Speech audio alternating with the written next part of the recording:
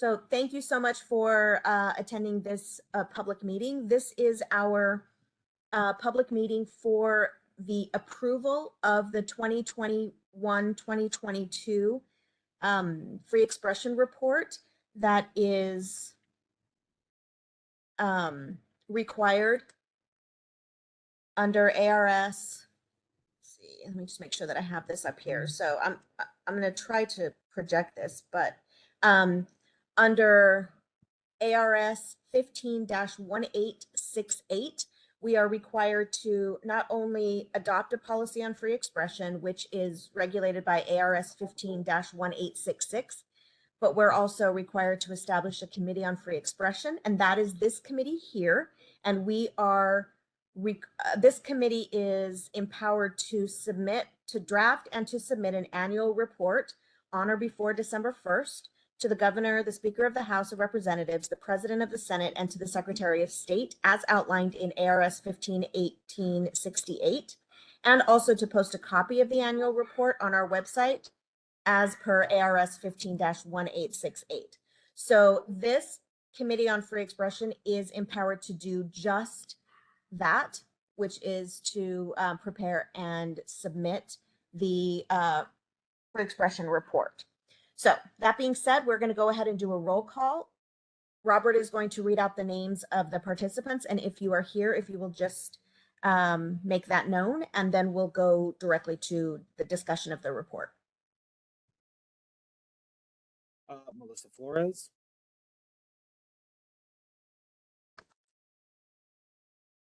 Wayne Desmond. Here. Patty Cardenas Adame. Here. Hiram Brennan.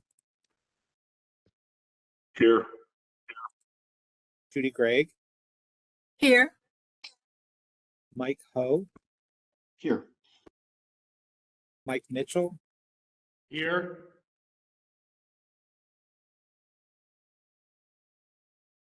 I think that's everybody that's in the room, Melissa. Do I need to call out the name? Oh, I'm sorry, Dr. Suzuki? Here. Yes, Robert, if you'll call out everybody's name so that we can establish that we do indeed have a quorum. Jen Miller.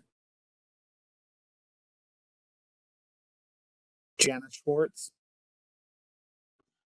Jana's trying to log on. She just messaged me. Okay. Teresa Tony. I know she's out of the office. David Danglinger. I know he's out of the office. That's everyone, Melissa. Okay, so we have 7 people in attendance. And that does give us a quorum. So we're going to go ahead and get started. Our primary purpose, actually our only purpose in this meeting, is to review the free expression report. The free expression report was posted for everyone to review, and it was also emailed to committee members. This report covers the reporting year of July 1st, 2021 through June 30th, 2022. And everything in that report, including the list of committee members, is during that time period. So the committee members would have been committee members from July 1, 2021 to June 30th. We are in the process of getting new committee members. So reevaluating and bringing on some new and removing some members who are no longer either with the district or with their respective colleges that are listed on that report. So I'm going to go ahead and to any comments we've already accepted, unless the comment came in the past 20 minutes, then we haven't. But let's open it up for public comment, including committee members. Does anyone have any comments or concerns about the report?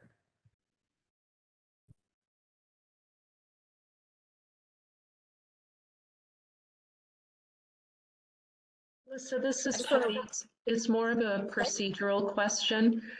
Since the governing board appointed us as board members, do we need to go before the board with the new list of committee members? No, the board empowered the provost to make the committee member decisions. Thank you. So it would just go to the provost. And I just want to remind all of you that the report, it's about 74 pages, and it looks really redundant, but what we do is we take all of the 10 colleges reports and then compress them into one report, and we sort of list the colleges in alphabetical order and put their answers to the 4 questions. And then the 5th question is the activities that occurred on the campus, and then that becomes one of the appendices for that report. So it does look really redundant, but it's just the format that we've chosen so that we file one report as opposed to 10. Any other questions about the report, or concerns or comments or changes that need to be made? Yeah, Melissa, I have one. This is something that I spoke to myself and David discussed, the use of the word camping. I believe it's on page 4. If we could use a different word than camping, because the Ninth Circuit Court has prohibited law enforcement from attacking camping of homeless people and whatnot. And that's what that report's kind of, it infers to on there. The word camping, we never use it because of the Ninth Circuit Court decision. It would be more like a temporary living conditions or residential condition instead of the word camping. Camping's kind of a red flag. That's the only thing we had seen in the report that kind of raised an eye for us, but it's not a big deal. But that's the only thing that David and I had discussed. So where it says camping is not permitted anywhere on the MCCCD college campuses, camping is defined as, are you saying that the definition It's just the word that we camping. have here? Just the word camping, because that Ninth Circuit Court decision. Like in our police reports, when we get people doing this type of activity, we and we're going to trespass them or remove them from the site, we never use the word camping because it's a red flag due to a court decision. And it's just the use of the word. I don't know if it's going to fall into any kind of scrutiny here. That's the only thing we saw. Okay, so what is the word that you are all using on your reports?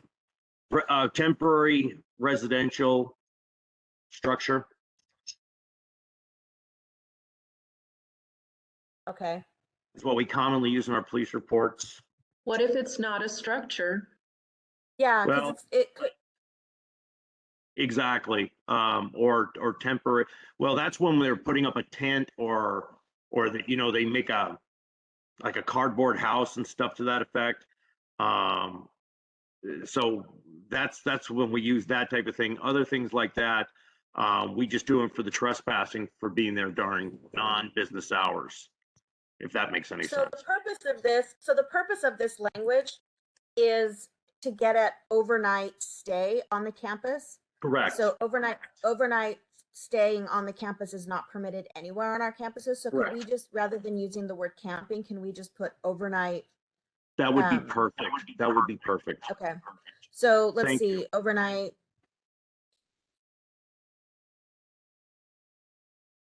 stay is not permitted. Actually, the word trespassing works better, or after hours, non-business hours stay. I'll just put after hours stay.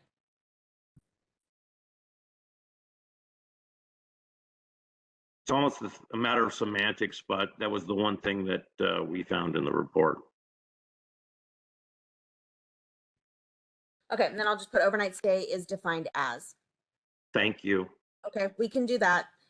Are there any other, and we'll make sure that that is in place of the word camping. I believe it's only in that paragraph, but we'll make sure. Any other comments? Hi, it's Mike from Paradise Valley. Actually, the other Mike, so Mike Mitchell's here too. But Exhibit D, I've always found challenging, and that's the list of examples of expressive activities.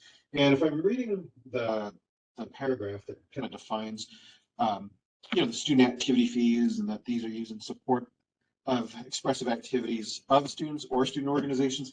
I'm seeing things in this that are included in this list that feel like, or I know from actually executing these programs, feel like these are campus-sponsored activities for the benefit of students, and not necessarily expressive activities from the students themselves. So I'll give you an example, well, two examples. One is a student public policy forum, which is a course on civic engagement.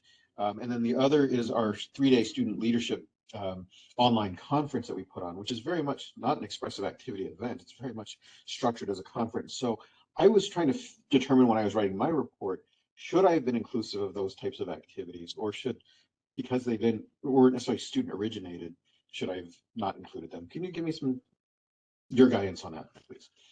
Yeah, so the way that we've submitted guidance to all of the campuses, I don't know if you remember, but when the legislature first passed the free expression statutes and the requirements for the report, we issued some guidance that because we don't charge student fees, activity fees, we listed that the district did away with student activity fees when they were done away with, and then we just listed all of the events that the college hosted that during that time period. And we let the colleges decide which ones to put on there. Okay, so my criteria might be a little bit different than some of the criteria that the other colleges use, but those are the ones that I can confidently say are student expressive activities, or expressive activities that enlist student support and don't charge a fee.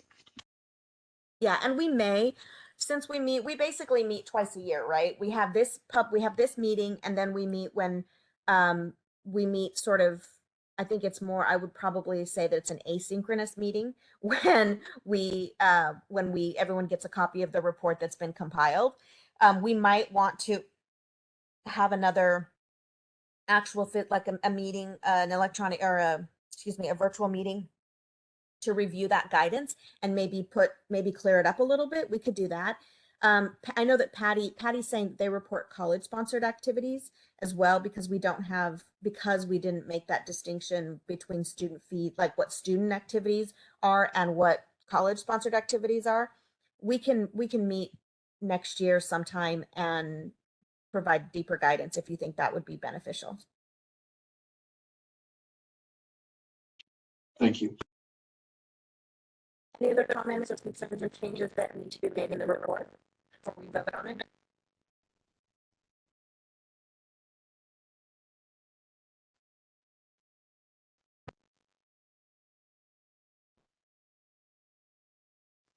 And then if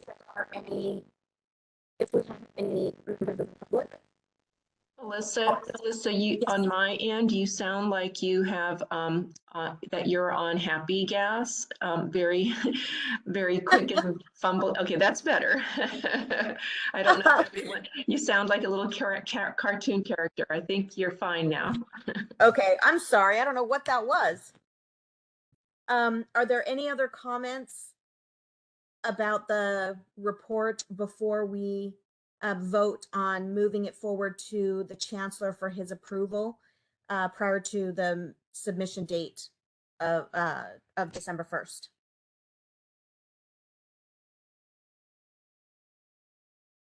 If there are no more comments, then could we have a vote? Can someone bring a motion to submit this to the chancellor for his final approval? And then can I have someone second that? So moved. I All right. second. Who was the one who moved? Was that you, Mike? That was Mike Mitchell. Mike Mitchell, great. And then who seconded? I did. Kyron. Wonderful, thank you. I will submit this. I will make the change, Kyron, make sure that camping is not in the report. And then I will go ahead and submit that to the chancellor for his final review so that we can meet the December 1st deadline. Thank you everybody for attending the meeting. And we are going to go ahead and close the meeting. Wait a second, Melissa. We need to do the vote. Are you there?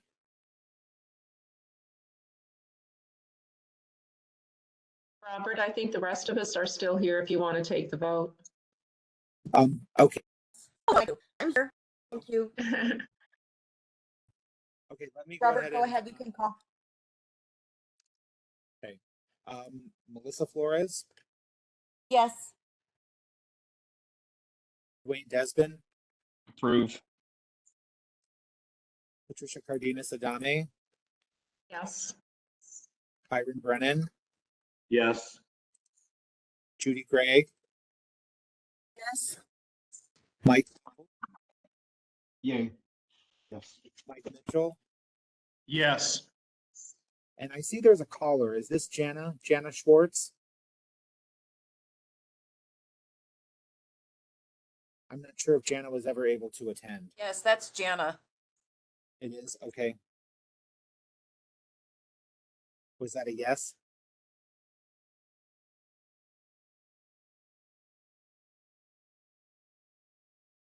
Melissa, how do you want me to handle that? Pardon me? Can't hear if Jana's saying yes. Is she in the chat saying anything maybe? No, I don't see anything in the chat. So I'm just not gonna mark her vote because I can't hear it. Okay. We have a quorum, so we should be good. Yes.